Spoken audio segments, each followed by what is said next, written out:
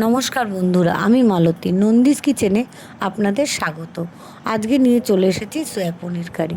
প্রথমে আমি 100 গ্রাম মতন সয়াবিন একটি পাত্রে উষ্ণ গরম জল দিয়ে ঘন্টাখানেকের জন্য ভিজিয়ে রাখবো।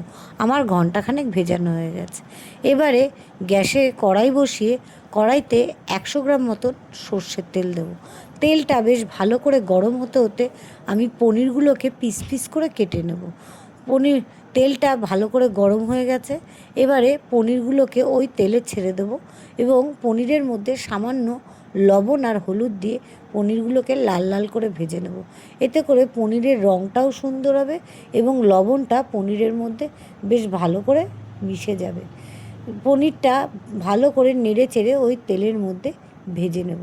পনিরটা ভাজা হতে হতে আমরা যে পাত্রে কড়াই থেকে পনিরটা ভাজা গেলে তুলব, সেই পাত্রের মধ্যে 500 গ্রাম মতন ফোটানো জল নিয়ে নেব। কারণ পাত্রের মধ্যে যখন পনিরটা ভেজে ভালো করে তেল থেকে ছেঁকে তুলব, সেই সময় ওই পাত্রে জলের মধ্যেই পনিরটা রাখবো। এতে করে পনিরটা বেশ সফট থাকবে, হার্ড হয়ে যাবে না। তাতে পনিরটা খেতে ভালো লাগবে। তেলে ভেজে নেওয়ার কারণ যাতে পনিরটা ভেঙে না যায়, ঝোলের মধ্যে বেশ সুন্দর পনিরটা একই রকম থাকে। এবারে পনিরগুলো আমার ভাজা হয়ে গেছে। এবারে আমি দুটো মাঝারি সাইজের আলু নিয়েছি। আলুগুলোকেও পনিরের মতন সমানভাবে পিস পিস করে কেটে নেব। এখানে আমি আলুগুলোকে হালকা সেদ্ধ করে নিয়েছি। আমার ঘরে ডায়াবেটিসের পেশেন্ট আছে। ডায়াবেটিসের পেশেন্টের জন্য আলু কাঁচা খাওয়া ভালো নয়, তাই আমি আলুটাকে হালকা সেদ্ধ করে নিই। যেহেতু আলুটা সেদ্ধ করা, তাই আলুগুলোকেও সামান্য লবণ আর হলুদ দিয়ে আমি ভালো করে লাল লাল করে ভেজে নেব। ভাজা হয়ে গেলে আলুগুলোকে ওই পনিরের বাটিতেই তুলে নেব। এবারে আলুগুলো ভাজা হতে হতে আমি গ্রাইন্ডার বাটিতে 1 চা চামচের সাদা জিরে, আদা 25 গ্রাম, দুটো টমেটো মাঝারি সাইজের ও কাঁচা লঙ্কা স্বাদ মতন নিয়ে নেব। টমেটোগুলোর বীজগুলো অবশ্যই আমি চিপে ফেলে দেবো, কারণ আপনারা জানেন আমি শুকনো লঙ্কা ব্যবহার করা পছন্দ করি না। টমেটোর বীজগুলো ফেলে দিলে টমেটোর চোকলাটা অনেকটা কালার আনে রান্নায়, তাই আমি টমেটোর চোকলাটা দিই। এতে রান্নাটা টকও হয় না বিশেষ। এবারে আমি আরেকটা পাত্রে 50 গ্রাম মতন টক দই তুলে নিয়েছি। টক দইয়ের জলটা দেবো না, শুধু দইটা দেবো। জলটা ফেলে দেবো, নইলে সবজিটা বেশি টক হয়ে যাবে। এবারে এদিকে আমার আলুটা ভাজা হয়ে গেছে। আলু ভাজতে ভাজতে ওদিকে আমার মশলাও তৈরি হয়ে গেছে। আলুটা ভাজা হয়ে গেলে আমি ভালো করে তুলে নিচ্ছি।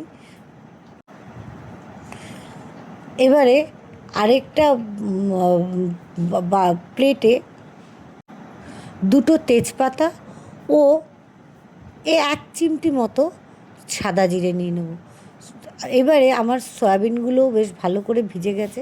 এদিকে সয়াবিনগুলো আমি ভালো করে চিপে তুলে নেব। আপনারা দেখতে পাচ্ছেন সয়াবিনগুলো ঘন্টাখানেক ভেজায় বেশ ভালো নরম হয়ে গেছে। সয়াবিনগুলো ভেজে তুলে আলাদা রেখে দেবো। এবারে ওই তেল থেকে সামান্য তেল আমি কমিয়ে নেব। তেলটা কমানো দেখাতে আমি স্ক্রিপ্ট করে ফেলেছি, আপনারা অবশ্যই তুলে নেবেন। এবারে তেলটা তুলে আমি ফোড়নে তেজপাতা ও সাদা জিরে দিয়ে দিয়েছি। তারপরে বেটে রাখা মশলাটা ওই ফোড়নে দিয়ে দেবো। এবার গ্যাসের ফ্লেমটা লো করে সামান্য লবণ আর হলুদ দেবো। লবণ হলুদ বেশি দেবো না, পরে স্বাদ মতন বুঝে দেবো। কারণ আগের থেকেই আমরা আলু ও পনির ভাজার সময় তেলের মধ্যে লবণ দিয়েছি, তাই লবণ আর হলুদটা পরে বুঝে দেবো। গ্রাইন্ডার বাটিতে লেগে থাকা মশলাটা ফেলে দেবো না, ওটাও সামান্য জল দিয়ে ধুয়ে ওই মশলার মধ্যে দিয়ে দেবো। গ্যাসের ফ্লেমটা লো রেখে ভালো করে মশলাটাকে মিনিট 5 মতন কষাবো, যতক্ষণ না মশলার থেকে তেলটা ছেড়ে দেয়। এবারে মশলাটা ভালো করে কষতে কষতে আপনাদের বলে রাখি, ভিডিওটা যদি ভালো লেগে থাকে তাহলে অবশ্যই একটা লাইক, কমেন্টস ও সাবস্ক্রাইব করবেন। এবারে আপনাদের সাথে গল্প করতে করতে মশলাটা কষে গেছে। দেখতেই পাচ্ছেন মশলার থেকে বেশ তেল ছেড়ে দিয়েছে। এবারে আমরা যে সয়াবিনটা চিপে তুলে রেখেছিলাম ওটা ওই মশলার মধ্যে দিয়ে দেবো। সয়াবিনটা এই মশলার মধ্যে দেওয়ার কারণ যে এটাকে যাতে সয়াবিনটা না ভাজার জন্য বা তরকারির মধ্যে খেতে খারাপ না লাগে। এবারে গ্যাসের ফ্লেমটা লো করে সয়াবিন আর মশলাটাকে ভালো করে মিনিট 5-7 মতন কষাবো। যেহেতু রান্নাটা আমি একটু কম তেলে করার চেষ্টা করি, সেহেতু বেশিরভাগ সময় গ্যাসের ফ্লেমটা লো করে রাখি। কারণ গ্যাসের ফ্লেমটা লো করে রান্না করলে কম তেলে খুব সুন্দর সুস্বাদু রান্না হয় এবং খেতে ভালোও লাগে। মশলাটা আপনারা দেখতে পাচ্ছেন সয়াবিনের সাথে বেশ ভাজা ভাজা হয়েছে। তেলটা যেহেতু আমি একটু কম দিয়েছি, সেক্ষেত্রে তেল দেখা যাচ্ছে না, কিন্তু মশলার সাথে গা মাখা হয়ে গেছে। এবারে তুলে রাখা পনির ও আলুটা যে জলের সাথে ছিল, সেই জলটাও এখানে দিয়ে দেবো। ফোটানো জল রাখার এটাই কারণ, যাতে জলটা পরে দিলে ঝোলটা পানসে না লাগে। এবারে আমি ভালো করে সয়াবিনের সাথে পনির আর আলুটা নেড়ে চেড়ে দিয়ে গ্যাসের ফ্লেমটা লো করে মিনিট 5 মতন ফুটতে দেবো।